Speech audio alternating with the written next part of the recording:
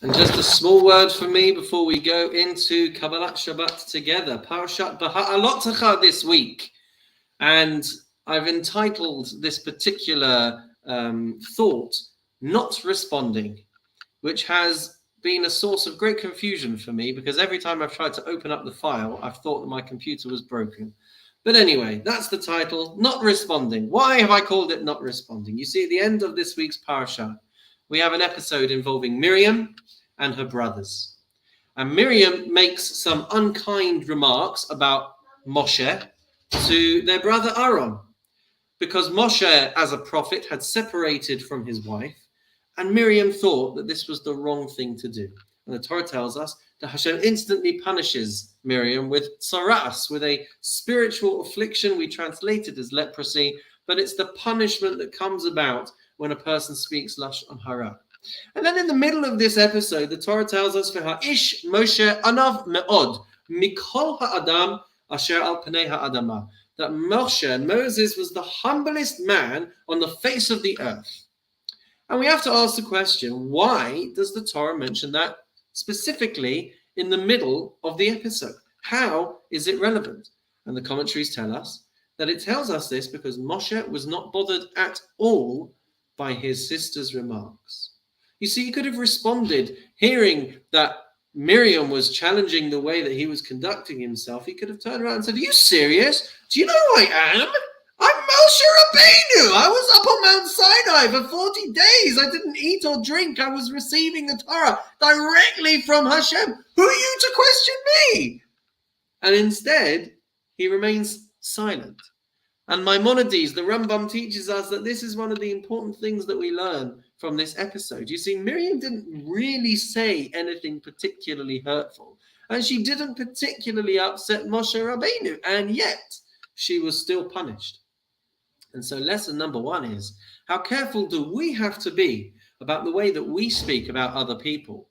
Ways that are most certainly more damaging, more insulting, and more personal, and that can cause harm. We have to be so careful about how we are talking. But there's another level here that I want to share with you, and that is based on a couple of Gemaras, which talk about the immense rewards that are due to a person who doesn't respond. There's one Gemara that gives such high praise for anyone who doesn't respond in these kind of moments, that they are so beloved by Hashem. That one of the most effective ways to earn Hashem's blessings is to master this most difficult skill, to keep quiet, to not respond, to not letting an insensitive or hurtful remark snowball into a full-blown flight. There's another Gemara.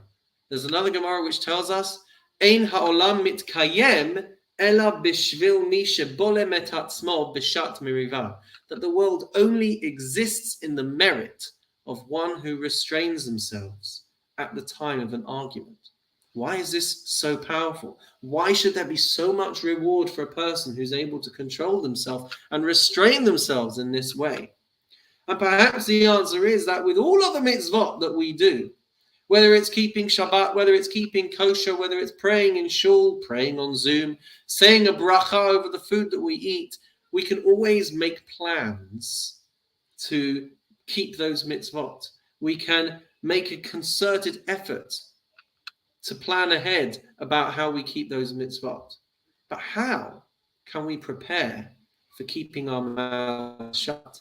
If something comes at us out of the blue and we have an impulsive reaction to respond, it's very, very difficult to beat that impulse, and almost impossible to plan ahead for such an eventuality. What's required is to develop humility and learn from Moshe Rabbeinu, and that's why that verse appears in this episode.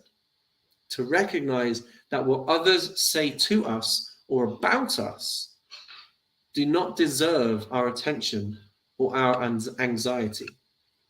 The stories that we hear about, the great blessings that came after a person remained silent, even if they were embarrassed, even if they were hurt, even if they were insulted, they are built off these promises that we read about in the Talmud. And therefore, it's very worthwhile for us to get a handle on it. It's very worthwhile for us to master this particular skill.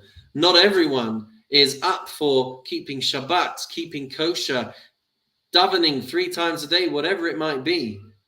But I'm pretty sure that we all encounter situations where we are so tempted to respond, where we're so tempted to retort, where we're so tempted to get bogged down in a fight or in an argument.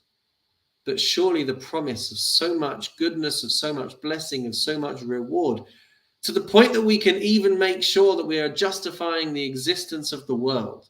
Surely that's worth it. And so I wish you all good luck in trying to master the skill of remaining silent, of expressing our humility and not letting ourselves get snowballed into fights, however petty or however serious. Shabbat Shalom.